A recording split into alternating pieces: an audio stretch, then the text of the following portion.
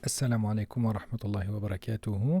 La page 42, nous étions rendus à la fin du contexte historique de la guerre entre Bani Israël et leurs ennemis, David qui tue Goliath, et que cette histoire que le prophète alayhi salatu wassalam raconte est la preuve évidente que il est un prophète et un messager parce que cette histoire personne ne connaissait cette histoire à part quelques rabbis qui sont spécialisés en histoire.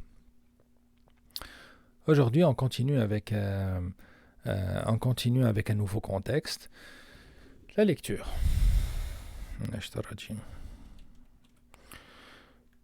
تلك الرسل فضلنا بعضهم على بعض. Parmi ces messagers, nous avons favorisé certains par rapport à d'autres. Comme il est évident, c'est une règle qu'Allah fait une distinction entre, mettons, dans les simples humains, il y en a les riches, il y en a les pauvres, il y en a ceux qui ont le pouvoir, il y en a ceux qui sont comme des gens modestes. Même chose avec les prophètes, il y en a ceux qui sont meilleurs que d'autres. Même chose avec les anges, Gabriel et Michaël sont favorisés par rapport au reste des anges. Et donc il y a toujours une hiérarchie. Et Allah a distingué entre certains de ses prophètes et entre ses messagers, et il a octroyé à certains des miracles qu'il n'a pas octroyés à d'autres, dépendamment de leur mission, dépendamment de leur mérite. منهم من كلم الله ورفع بعضهم درجات. Il en a, c'est-à-dire les prophètes ou bien les messagers, il en est à qui Allah a parlé, comme Moïse. Allah lui a parlé directement. Et il en a élevé d'autres en grade, comme les messagers, généralement, sont de plus haut grade que les prophètes. Parmi les plus hauts gradés parmi les messagers, c'est Muhammad alayhi salatu wassalam, Ibrahim, Jésus, Moïse, Adam. Et donc, ces gens-là, ces prophètes-là, ces messagers-là, Allah les a élevés par rapport aux autres et a donné de plus haut grade. Et Allah spécifie un peu ici: وآتينا عيسى بن مريم البينات وأيدناه بروح القدس. À Jésus, fils de Marie, nous avons apporté les preuves et l'avons fortifié par le Saint-Esprit. C'est-à-dire que Allah a donné à Jésus la Torah et les évangiles. Jésus comprenait très bien la Torah, connaissait mieux la Torah que quiconque d'autre, et Allah lui a révélé les évangiles, et en plus, il lui a donné main forte, il l'a soutenu avec qui? Le Saint-Esprit, qui n'est nul autre que l'ange Gabriel.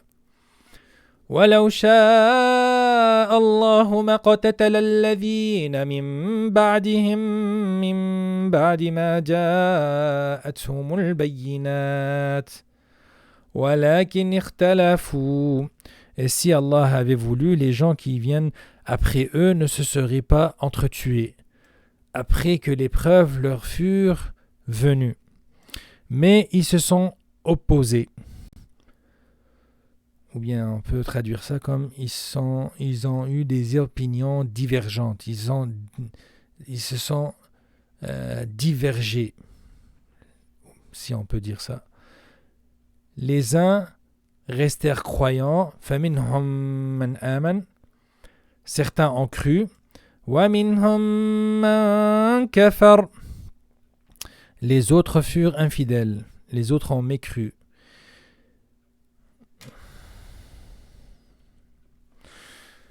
Il est de la nature humaine de faire la guerre. Tôt ou tard, les humains se font la guerre. Et si les gens du bien ne prennent pas leur responsabilité de imposer la paix, de imposer le respect de la vie humaine, les gens du mal, les infidèles, les disciples du diable vont toujours trouver des façons de tuer les autres et de tuer une partie, que ce soit pour s'emparer de leur richesse, de leur terre, mais surtout de leur religion. Allah aurait pu que nous soyons tous pareils, que nous soyons comme des anges et que ne commettions pas de crimes, mais c'est la volonté d'Allah de faire que l'humain est capable de bien et capable de mal, et que les gens du bien ont la responsabilité morale et religieuse d'arrêter les gens du mal de combattre le mal jusqu'à la fin des temps. وَلَوْ شَاءَ اللَّهُ مَا اقْتَتَلُوا وَلَكِنَّ اللَّهَ يَفْعَلُ مَا يُرِيدُ. Si Allah avait voulu, ils ne se seraient pas entretués, mais Allah fait ce qu'il veut. يا أيها الذين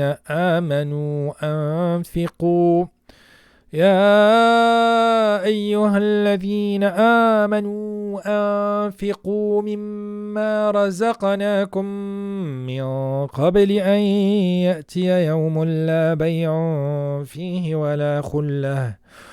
ولا خلة ولا شفاعة والكافرون هم الظالمون. Ô les croyants, dépensez de ce que nous vous avons attribué, avant que vienne le jour où il n'y aura ni rançon, ni amitié, ni intercession. Et ce sont les mécréants qui sont les injustes. Toute la vie courante est une épreuve. L'humain aime l'argent. L'humain est avare par nature. Et Allah lui dit qu'il doit débourser de son argent. Comme acte pour plaire à Allah. Il doit combattre cette nature avare en lui avant que vienne le jour où il ne pourra plus dépenser cet argent-là. Il ne pourra plus faire de bons actes auxquels il méritera des hasanats qui lui permettront d'aller plus haut au paradis. Donc Allah nous incite fortement à dépenser dans les bonnes œuvres pour pour mériter le paradis avant que vienne un jour où il n'y a pas plus de bonnes actions, il n'y a plus d'intercession, il n'y a plus d'amitié. Chacun, le jour du jugement dernier, voudra lui-même échapper au feu et aller au paradis. Personne, le jour du jugement dernier, va se préoccuper ni d'enfants, ni de parents, ni de conjoints. Tous les gens, le jour du jugement dernier, ne pensent qu'à eux-mêmes, à l'exception du prophète Mohammed alayhi salatu wassalam, que lui priera pour le salut de sa ummah. Et les infidèles ou bien les mécréants, c'est eux les injustes. Injustes envers eux-mêmes parce qu'ils vont mériter l'enfer, et injustes envers les autres humains parce que le fait de ne pas croire en Allah, le fait de ne pas suivre les recommandations d'Allah font que l'humain tombe dans l'injustice, qu'il le veuille ou pas. Et là, c'est Ayat al-Kursi, puis ça, c'est la ayah qui est la plus grande ayah de tout le Coran. Allahu la ilaha illa huwa al-hayyul qayyum. Allah, point de divinité par lui, le vivant, celui qui se subsiste par lui-même. Donc, remarquez que d'abord, cette attestation commence par une négation pour ensuite faire une exception. Allahu la ilaha. Allah, point de divinité, à l'exception de lui. Les ulama vont dire en arabe at-takhliyah qabla at-tahliyah. Il est nécessaire de purifier avant de remplir de bonté. L'idée étant que, mettons, si tu avais un contenant, un récipient, que tu dois remplir avec une substance pure et délicieuse, on va dire du lait, mettons. Si ce récipient contient une souillure ou contient une saleté morale bien sûr, on va parler de shirk, d'associer à Allah d'autres divinités, tout le reste du récipient va être, et son contenu va être souillé. Et donc, pour réaliser le pur monothéisme, at-tawhid al-khalis, il faut d'abord nettoyer le contenant qui est en cœur, pour ensuite qu'il puisse avoir la foi pure en Allah, la foi monothéiste pure et claire. Donc, Allahu, la ilaha illahu, nulle divinité à part lui. Al-Hayyul Qayyum, Allah est vivant. Allah n'est pas mort. Allah ne mourira pas et donc n'a pas besoin de relève et donc n'a pas besoin d'enfants. Allah n'a pas besoin d'enfants et donc il n'a pas besoin de compagne. Et donc on n'a pas besoin de femmes. Allah n'a jamais été... Allah est le premier sans précédent et donc il n'a jamais été mort et ne sera jamais mort. C'est ça que veut dire le nom Al-Hayy. Al-Hayy, c'est celui qui ne peut être mort, ni dans le passé, ni dans le futur. Parce que Allah ne subit pas le temps. Le temps, c'est une création d'Allah. Nous, les créatures d'Allah, nous subissons le temps. Mais pour Allah, le passé, le futur, le présent, le tout est pareil. Allah ne subit pas le temps, Allah a créé le temps. Al-Qayyum, celui qui subsiste par lui-même, je dirais que c'est celui qui fait en sorte que la subsistance, l'existence de toute sa création se maintienne. La ta'khudhuhu sinatun wa la nawm.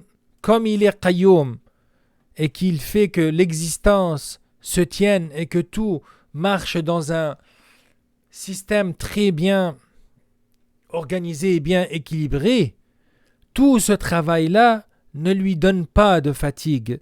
Et donc Allah n'a pas besoin ni de sommeil profond, ni de sina, ni de sommeil, ni de sommeil léger, sina, ni de sommeil profond, an-nawm. Ni somnolence, ni sommeil ne le saisissent. Lahu ma fis samawati wa ma fil ard. Je vais ouvrir une fenêtre. Vous savez, la majorité des religions païennes donnent à Allah des attributs de sa création. Mettons, le christianisme déformé donne à Allah la nécessité ou bien la volonté ou bien le désir d'avoir un enfant. D'où ils vont dire que Jésus, qui est la création d'Allah et qui est un humain comme un peu différent des autres parce qu'il est né sans père, donc il donne des attributs de mortel à Allah. Et c'est pour ça qu'il faut regarder les divinités grecques, le dieu de l'amour, le dieu de la guerre, le dieu du n'importe quoi. Ils ont inventé de toutes pièces ces divinités.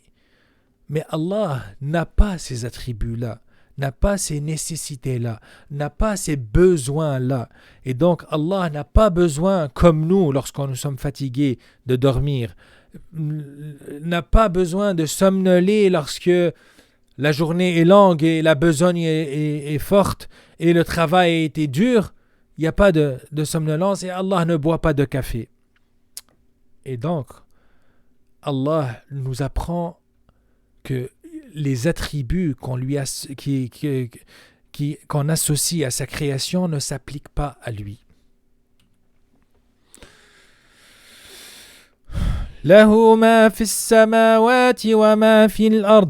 À lui appartiennent tout ce qui est dans les cieux et sur la terre. Man dalladhi yashfa'u 'indahu illa bi'idhnihi. Qui peut intercéder auprès de lui sans sa permission?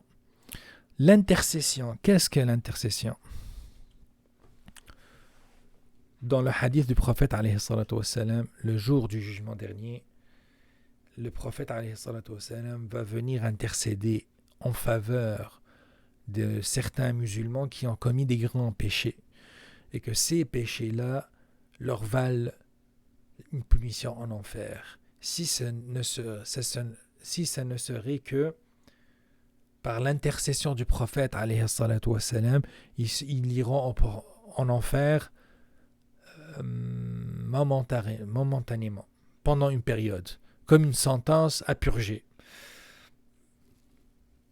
Mais Allah nous rappelle que cette intercession n'est rendue possible que par la permission préalable d'Allah.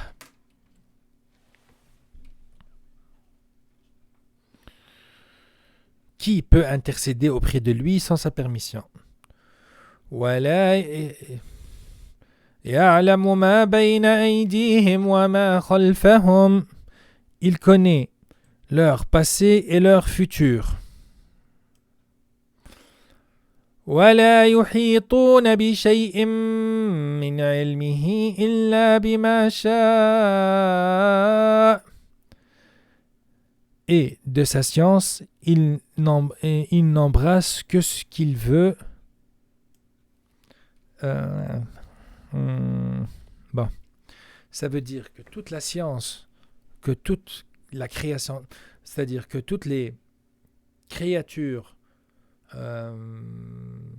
dotées d'intelligence, on a 3 types de créatures dotées d'intelligence supérieure. Bien sûr, même un ver de terre, il y a une certaine intelligence. Mais les 3 créatures qui sont dotées d'intelligence sont les anges, les humains et les djinns. Et ces 3 créatures sont capables d'apprentissage et capables d'expérience et capables, au moins pour les djinns et les humains, ils ont le choix, le libre arbitre. Mais toute la science que nous voyons, toute la science que ces créatures ont accumulée, ne leur a été octroyée que par la permission d'Allah. Et de sa science, il n'embrasse que ce qu'il veut. Et c'est pour ça qu'on ne sait rien. Le savoir humain est très limité et très peu par rapport à ce qu'il nous reste encore à apprendre, à ce que Allah connaît déjà. Et ça, tous les scientifiques vont vous leur dire, il y a tellement de phénomènes inexpliqués, il y a tellement de phénomènes physiques inexpliqués. Si vous regardez en astrologie, si vous regardez en science, il y a encore des questions qui ne sont pas atteintes par le savoir humain. Je te donne un exemple très banal mais très connu. Est-ce que la vitesse de la lumière est vraiment la vitesse la plus haute qui existe? N'existe-t-il pas des particules ou bien des façons de voyager plus rapides que la lumière? Allahu a'lam, on va le savoir. Mais est-ce que Allah va nous permettre de le savoir? C'est juste Allah qui sait. Aussi, ça c'est, on parle de la science physique, chimique et tout, mais il y a tellement d'autres choses qui sont aussi dans la connaissance d'Allah que nous on ne connaît pas. Comme ce qui est passé dans le passé, ce qui va arriver dans le futur. Pour Allah, il n'y a pas de passé futur, comme je l'avais dit. Plus riche encore. Dans le passé, ce qui est passé ne peut être changé. Mais si il était passé autrement, Allah aurait su comment Allah sait comment il aurait pu être différent. Bien sûr, on va rentrer dans le côté un peu philosophique ici, mais c'est Allah qui est omniscient. C'est Allah qui connaît tout et qui hypothétiquement connaît tout ce qui n'a pas été. La ilaha illallah. وَسِعَ كُرْسِيُّهُ السَّمَاوَاتِ وَالْأَرْضِ. Son trône, le kursi, déborde les cieux et la terre. وَلَا يَؤُودُهُ حِفْظُهُمَا.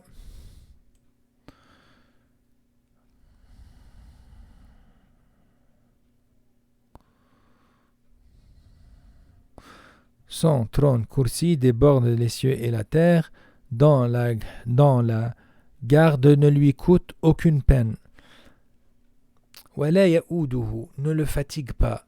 C'est-à-dire, garder les cieux et terre et son trône ne le fatigue pas parce que Allah ne se fatigue pas. وَهُوَ الْعَلِيُّ الْعَظِيمُ. Et il est le très haut, le très grand.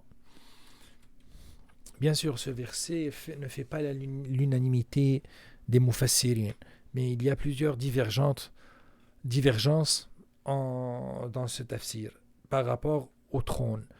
On sait très bien que Allah ne ressemble pas à un humain et que le trône, c'est une créature créée par Allah. Mais est-ce que le trône, c'est le kursi? Le kursi, le vrai kursi en arabe, c'est la chaise. Est-ce que le kursi ici, c'est le trône? Ou bien comme certains mufassirin et certains, même sahaba, des compagnons du prophète alayhi salatu wassalam, ont dit que le trône ici, ça fait allusion ou bien ça fait référence à son savoir immense. Allah connaît tout. Comme Allah n'a pas besoin de kursi, nous les humains, on se fatigue, on s'assoit. Mais Allah n'a pas forme humaine. Allah ne se fatigue pas, il n'a pas besoin de s'asseoir. Et donc, le kursi, est-ce que c'est la science d'Allah, la connaissance d'Allah? Est-ce que c'est le pouvoir d'Allah, sa royauté sur toute sa création? Allahu a'lam. La ikraha fid din. Nulle contrainte en religion. C'est-à-dire, on ne peut pas forcer quelqu'un à croire. On ne peut pas imposer à quelqu'un de devenir musulman. D'ailleurs, c'est un principe universel. On ne peut pas forcer à quelqu'un à croire quelque chose qu'il ne veut pas croire. Ni chrétien, ni juif, ni... Apparemment, l'Église n'a pas compris ça et c'est pour ça qu'ils ont fait l'Inquisition en Espagne. Pendant des siècles, ils ont forcé les musulmans à devenir chrétiens en Espagne. La ikraha fid din. Nulle contrainte en religion. D'ailleurs, on dit même que celui qui a recours à la force, c'est que sa philosophie est la plus faible. Si tu es rendu à contraindre les gens à croire à quelque chose, c'est que d'un point de vue mental, d'un point de vue intellectuel, l'idée ne tient pas. Et si tu dois forcer les gens à croire en une doctrine, c'est que s'ils sont laissés à eux-mêmes, ils ne vont pas la croire. Ce qui n'est pas le cas avec l'islam, parce que l'histoire le prouve encore et encore. Lorsqu'on délaisse l'islam sans lui faire toute cette fausse publicité en médias et les gens finissent par épouser l'islam. Vous allez juste à voir les pays qui sont musulmans aujourd'hui, qu'aucune armée musulmane n'est rentrée. En Indonésie, 200 millions de musulmans. Il n'y a pas d'armée musulmane qui était allée en Nigeria. Au Nigeria, on a peut-être 150 millions de musulmans. L'Afrique subsaharienne, il n'y a pas d'armée qui a été en Chine, et pourtant les Ouïghours sont musulmans. Allah nous le rappelle et dit, on ne peut forcer quelqu'un à devenir musulman, on ne peut forcer quelqu'un à croire. La ikraha fid din. Nulle contrainte en religion. Car le bon chemin, c'est distingué de l'égarement. قَدْ تَبَيَّنَ الرُّشْدُ مِنَ الْغَيِّ. L'islam, c'est le bon chemin. L'égarement, c'est toute autre religion. فَمَنْ يَكْفُرْ بِالطَّاغُوتِ وَيُؤْمِنْ بِاللَّهِ فَقَدِ اسْتَمْسَكَ بِالْعُرْوَةِ الْوُثْقَى لَا انْفِصَامَ لَهَا. Donc, quiconque mécroit aux rebelles, tandis qu'il croit en Allah, saisit l'anse la plus solide. Donc, je vous reprends l'exemple de tantôt. Il faut d'abord attester qu'il n'y ait nulle autre divinité qu'Allah. فَمَنْ يَكْفُرْ بِالطَّاغُوتِ, celui qui mécroit à toute fausse divinité, aux rebelles, at-taghut. Tout d'abord, il faut mécroire à toute autre divinité et croire en Allah. Ensuite, croire en Allah. Et croire en Allah, saisit l'anse la plus solide, c'est-à-dire qui ne se brise pas, qui ne peut pas se briser. C'est ça l'islam, c'est ça la foi, c'est l'anse la plus solide.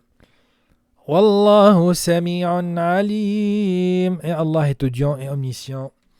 Peut-être ça fait référence au fait que même ceux qui prétendent être musulmans et qu'en réalité ils ne le sont pas, Allah sait très bien. Allah sami', omniscient, audient, alim, omniscient, il connaît tout. Et donc, libre à toi, cher humain, de croire ou de ne pas croire, mais ton choix et ta foi ont des conséquences et tu seras jugé devant Allah qui est le juge juste et rétribué ou récompensé selon ta foi et tes bonnes actions. Puisse Allah nous pardonner. Wassalamu alaikum wa rahmatullahi wa barakatuh.